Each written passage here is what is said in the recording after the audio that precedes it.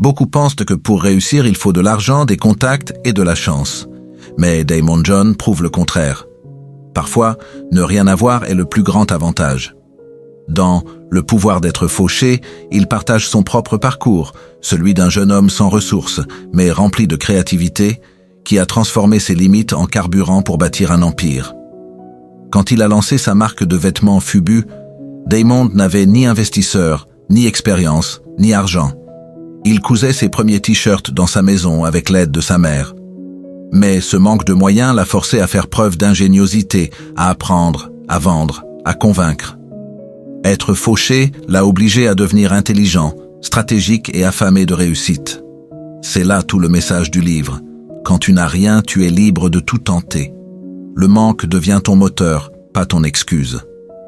Daymond explique que l'argent crée souvent de la paresse. Beaucoup de personnes échouent parce qu'elles comptent sur leurs ressources au lieu de compter sur leur imagination. Quand tu es fauché, tu dois innover, improviser et persévérer. Et c'est cette attitude qui forge les vrais entrepreneurs. Il montre aussi que le pouvoir d'être fauché, c'est d'avoir une vision claire et un feu intérieur. Tu apprends à utiliser chaque centime avec sagesse, à bâtir des relations solides et à transformer les non en opportunités. Les grandes réussites ne viennent pas d'un gros capital, mais d'un état d'esprit combatif. Steve Jobs, Oprah Winfrey ou encore Daymond John lui-même ont commencé sans rien.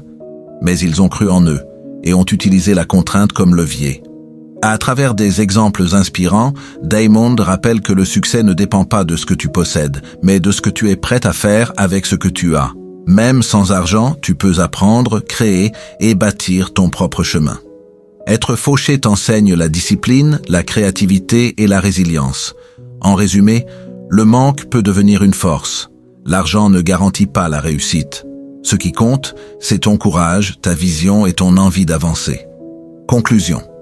Si tu veux découvrir d'autres livres qui transforment la manière de penser et de réussir, abonne-toi à Lire en 5 minutes. Chaque semaine, un nouveau résumé qui t'inspire à construire ton futur, peu importe où tu démarres.